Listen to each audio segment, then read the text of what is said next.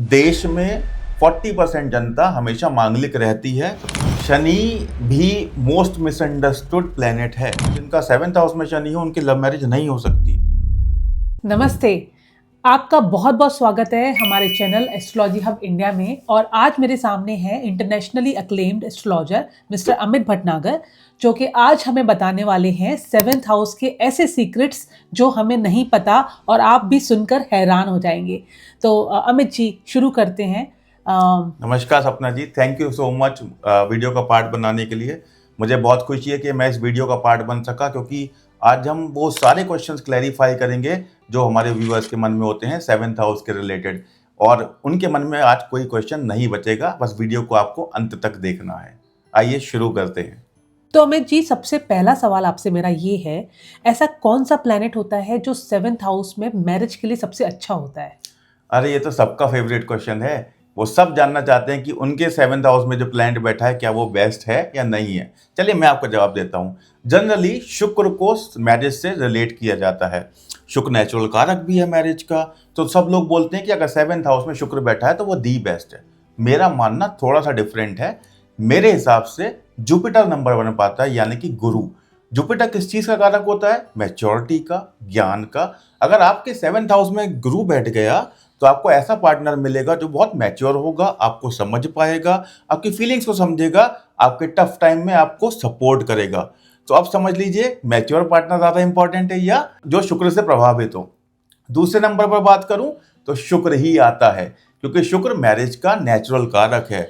आपका मैरिज में जितना भी प्रेम संबंध होता है, फीलिंग्स होती हैं, सुंदरता होती है, लग्जरी होती है, यह सब शुक्र से ही आता है। और जिसके 7th हाउस में शुक्र बैठा हो उसको सुंदर पार्टनर मिलना तय है। ये बात तो आप लिख कर रख लीजिए।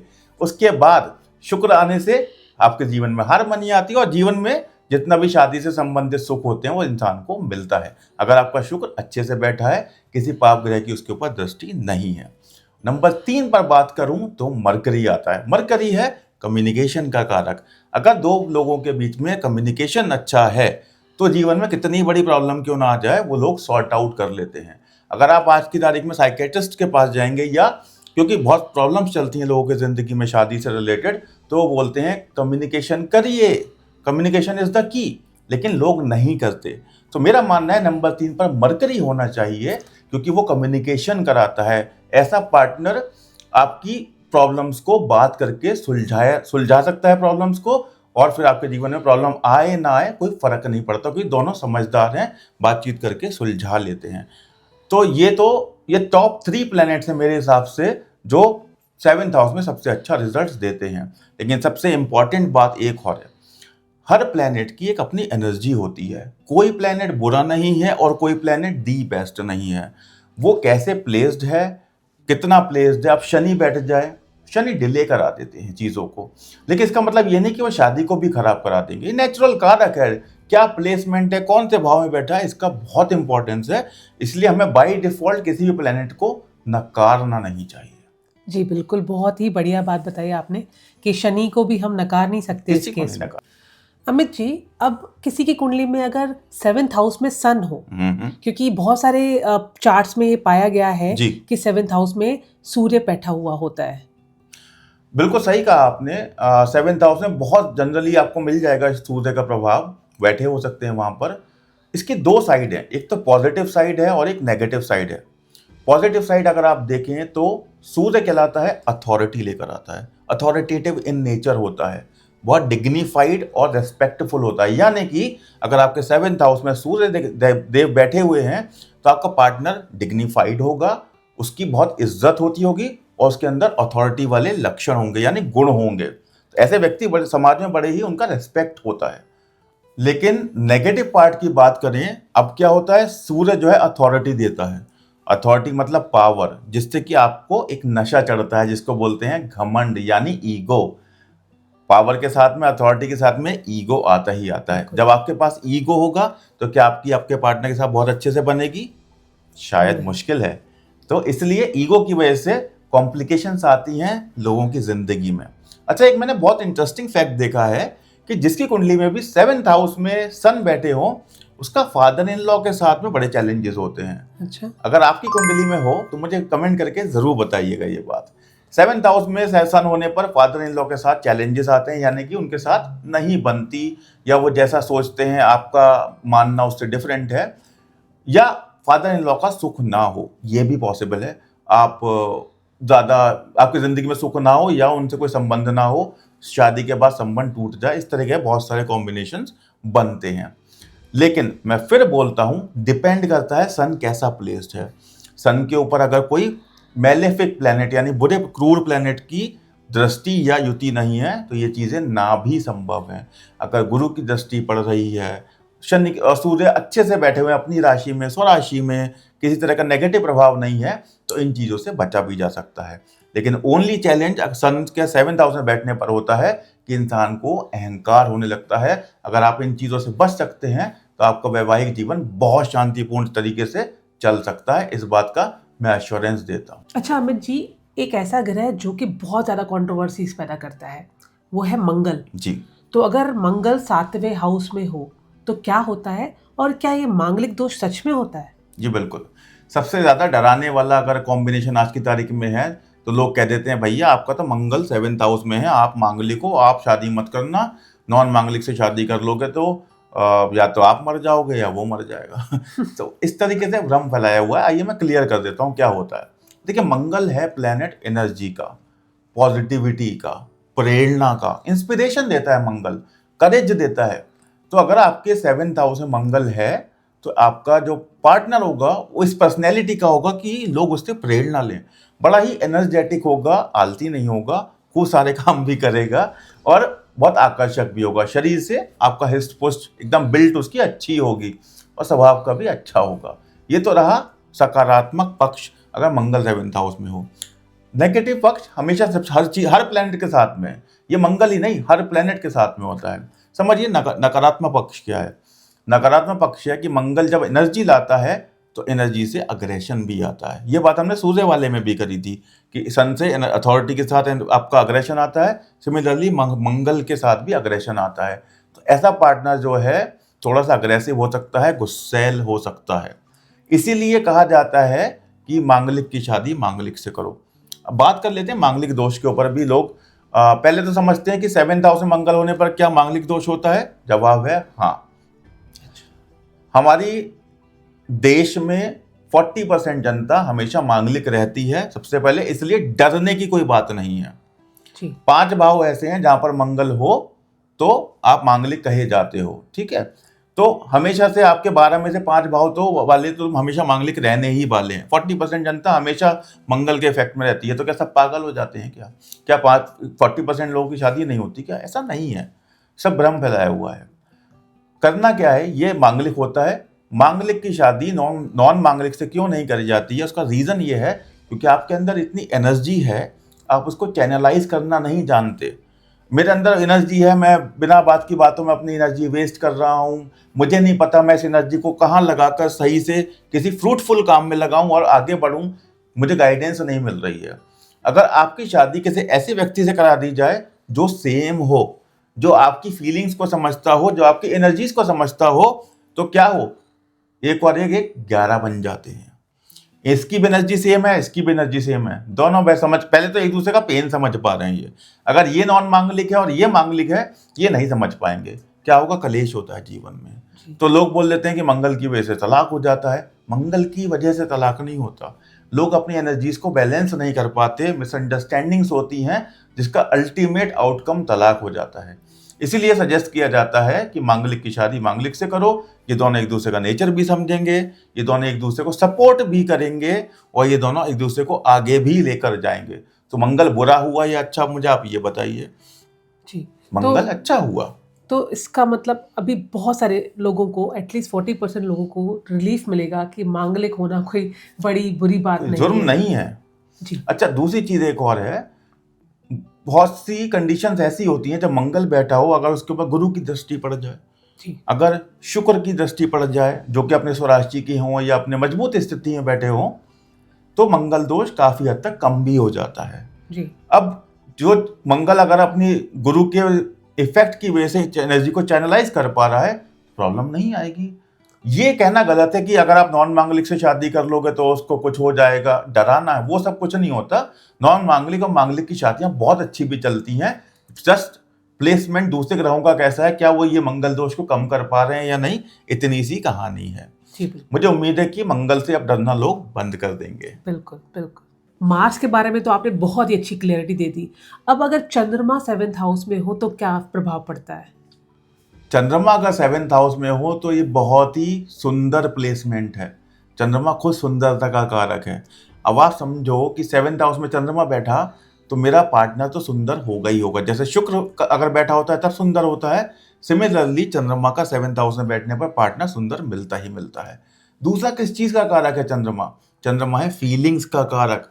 आपका पार्टनर जो होगा बहुत ही भावनात्मक रूप से अपने आप को व्यक्त करने वाला, आपकी फीलिंग्स को समझने वाला और आपकी फीलिंग्स को समझ के आपको प्यार करने वाला होगा। उस चंद्रमा माँ का कारक भी है। आपका पार्टनर के अंदर माता की तरह ममत्व होगा, वो आपको केयर करेगा। मतलब एक छोटे बच्चे को केयर करते हैं ना, पार्टनर आपको हमेशा बच्चे की तरह ही केयर करेगा। आपको दुख ना हो जाए, आपको जरा सा दुख हो गया वो हर्ट हो जाएगा। तो चंद्रमा जब 7th हाउस में बैठता है तो सुंदर पार्टनर, फीलिंग्स वाला स्पाउस और आपको मदरली नेचर वाला पार्टनर मिलता है। तो इसमें क्या खराबी है? बहुत ही ब्यूटीफुल प्लेसमेंट है। लेकिन हर चीज जब ब्यूटीफुल होती है तो 100% ब्यूटीफुल नहीं होती है, कुछ ना कुछ कमियां तो होती ही हैं। अच्छा, मैं पहले कमियों पे जाऊं उससे पहले एक चीज मैं बताना भूल गया। चंद्रमा जो है एक राशि में 2.25 दिन रहता है जी तो जिनका 7th हाउस में चंद्रमा हो उनकी शादी जल्दी हो जाती है, क्योंकि बहुत जल्दी जल्दी वो प्लेसमेंट जल्दी जल्दी अपना कंप्लीट करता है एक राशि के अंदर चक्र। शनि बैठते हैं तो देरी होती है क्योंकि शनि देरी का कारक है। जी। बहुत धीरे धीरे चलते हैं, 2.5 साल में अपनी राशि परिवर्तित करते हैं। उसी तरह चंद्रमा 2.25 दिन में कर लेते हैं। इसलिए ऐसा कहा जाता है जिनके 7th हाउस में चंद्रमा हो उनकी शादी बहुत जल्दी हो जाती है। मतलब एक जो एवरेज होती है 25-26 साल की, उससे पहले भी हो सकती है, संभावनाएं रहती हैं। तो अब मैं आते हैं हम नेगेटिव पार्ट पर। चंद्रमा रोज अपनी शेप बदलता है। अगर आप देखें तो 15 दिन शुक्ल पक्ष का होगा, 15 दिन कृष्ण पक्ष का होगा, आकृति बदलती है। इससे क्या पता चलता है? इससे पता चलता है आपके विचारों में स्थिरता नहीं है। यानी आपका पार्टनर जो भावनात्मक है कभी कभी वो ओवर सेंसिटिव बिहेव कर देता है, उसको अपनी फीलिंग्स के ऊपर कंट्रोल नहीं है। कभी तो वो एकदम से गुस्सा कर देगा, थोड़ी देर बाद सही हो जाएगा, कभी छोटी सी बात पे निराश हो जाएगा, अरे ये मेरी जिंदगी में होगा, चाहे वो बहुत बड़ी बात भी ना हो। तो ऐसे फीलिंग्स उनको इम्पैक्ट करती हैं, जिसे बोलते हैं इंग्लिश में मूड स्विंग्स। अब किसी के मूड स्विंग्स को संभालना इतना आसान काम भी नहीं है। तो ये एक नेगेटिव इम्पैक्ट ये है कि ऐसे व्यक्ति को इमोशनली कंट्रोल करना थोड़ा सा मुश्किल होता है। चंद्रमा 7th हाउस में वेल प्लेस्ड हो तो मदर इन लॉ या माता जी के साथ में भी संबंध आपके स्पाउस का अच्छा होगा। डिपेंड करता है चंद्रमा अच्छे से प्लेस्ड है। अगर किसी पाप ग्रह का प्रभाव है तो इन लॉस की साइड से आपकी सासू माँ के साथ में संबंध अच्छे नहीं होंगे, ऐसा कहा गया है। मुझे उम्मीद है कि चंद्रमा का भी प्लेसमेंट आपको अच्छा लगा होगा। बहुत अच्छा, बहुत बढ़िया था अमित जी, बहुत ही इंटरेस्टिंग अमित जी। अब एक ऐसा ग्रह जो सब लोग डरते हैं जिससे, वो है शनि। जी बिल्कुल। तो अब शनि का क्या इम्पैक्ट होता है 7th हाउस पे? शनि भी मोस्ट मिसअंडरस्टूड प्लेनेट है। 7th हाउस में प्लेसमेंट उसका ऐसा माना जाता है कि ना जाने कौन सा पहाड़ टूट गया हमारे ऊपर परेशानियों का। मैं इस अवधारणा को बिल्कुल गलत साबित करना चाहता हूं कि शनि 7th हाउस में बैठा हो तो आपको डरने की जरूरत है। बिल्कुल डरने की जरूरत नहीं है। पॉजिटिव साइड सुनिए सबसे पहले। अगर शनि 7th हाउस में बैठा है तो शनि जीवन में टिकने वाली शादी कराता है, जो कि सबसे ज्यादा इंपॉर्टेंट है। शुक्र बैठा हो, चंद्रमा बैठा हो, मरकरी बैठा, कोई भी और बैठा हो, वो शादी अच्छी करा देगा, लेकिन डिवोर्स भी जल्दी करा देते हैं अगर उनका प्लेसमेंट अच्छा नहीं है।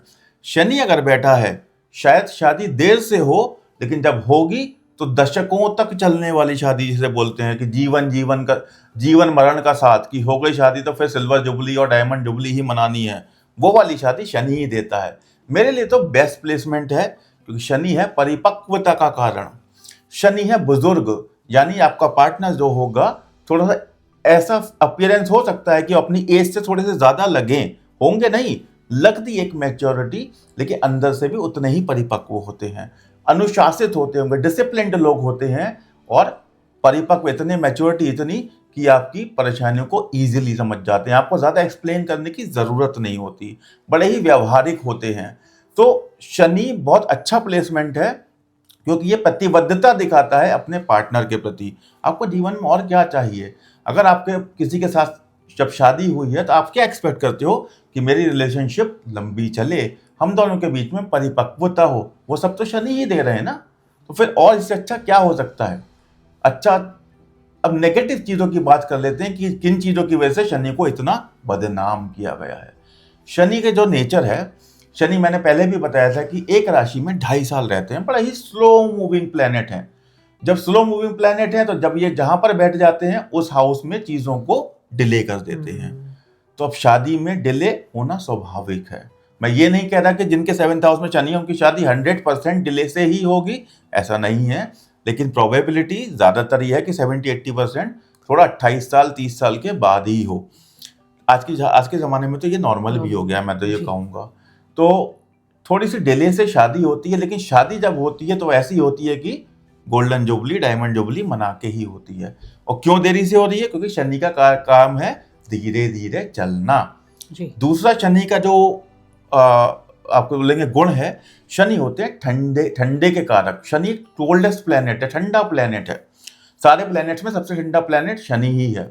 तो क्या होता है, ये रिश्तों के अंदर थोड़ी सी ठंडी गर्माहट नहीं रहती। ठंडक सही वर्ड है। रिश्तों के बीच में थोड़ी सी ठंडक आ जाती है। क्यों? शनि करते हैं काम बहुत, ये मेहनत बहुत करवाते भी हैं और करते भी हैं। तो जब इंसान ना हर समय काम में लगा रहेगा, वर्कोहॉलिक बन जाएगा, पर्सनल लाइफ को अगर स्पेस नहीं देगा, टाइम नहीं देगा, तो क्या होगा? रिश्ते अच्छे होंगे या ठंडक आएगी उनके बीच में? ठंडक आएगी।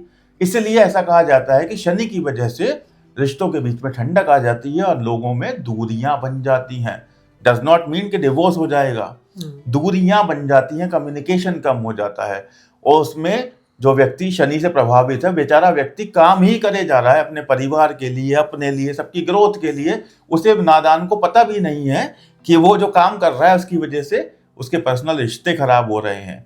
तो जिन लोगों के 7वें घर में शनि का प्रभाव हो, मेरी एडवाइस है कि वर्क लाइफ बैलेंस बनाना सीखिए। ये तराजू के 2 पलड़े हैं, एक भी ऊपर नीचे जाएगा तो प्रॉब्लम आएगी। It has to be balanced.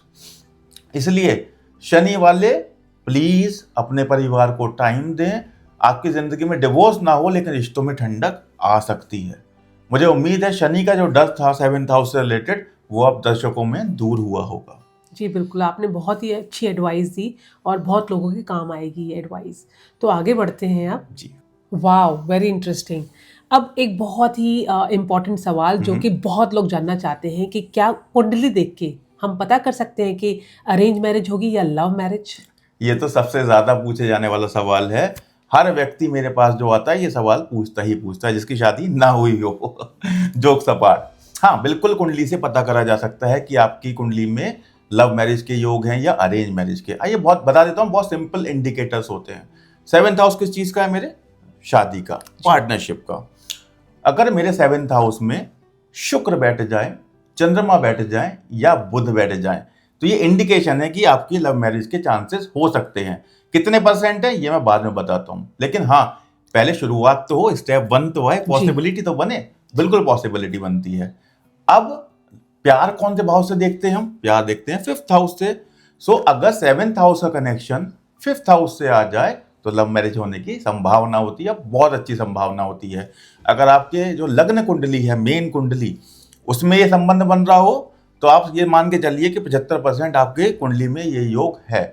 कुछ लोगों की कुंडली में होता है कि उनकी शादी नहीं हो पाती, वो लेकिन लॉन्ग टर्म रिलेशनशिप में रहते हैं, उनका बहुत सालों तक प्यार होता है और शायद कभी कभी उनकी शादी ना हो। ये डिपेंड करता है प्लैनेट्स कैसी पोजीशन में बैठे हुए हैं, लेकिन उनकी जिंदगी में बहुत लंबे समय तक प्यार जरूर चलेगा, ये बात की गारंटी है।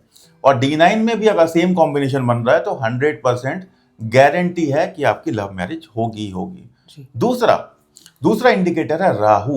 राहु है कलयुग का प्लैनेट, यही कराता है सारी चीजें उल्टी।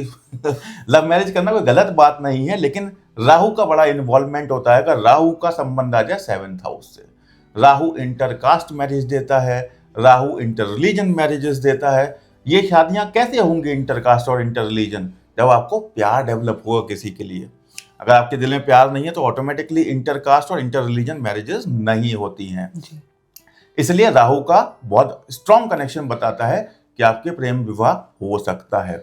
वीनस और मार्स यानी शुक्र और मंगल का कंजंक्शन यानी युति बन जाए तो भी प्रेम विवाह होता है। अब बात कर लेते हैं, कुछ सर्टेन प्लैनेट्स ऐसे होते हैं जो 7th हाउस में बैठ जाएं तो प्रेम विवाह होता ही नहीं है जनरली। मतलब एक मान्यता है ऐसी है कि नहीं होता, शायद शनि है। अब शनि और राहु बिल्कुल अपोजिट हैं। राहु शॉर्टकट्स हैं, शनि मेहनत कराते हैं। जी। तो अगर शनि बैठे होंगे तो अंदाजे से कह लीजिए 70% चांसेस हैं कि अरेंज मैरिज होगी। मैं ये बिल्कुल मना नहीं कर रहा हूँ, जिनका 7th हाउस में शनि हो उनकी लव मैरिज नहीं हो सकती, पॉसिबिलिटी कम हो जाती है क्योंकि उनका नेचर ऐसा है, प्लेनेट का नेचर ऐसा है।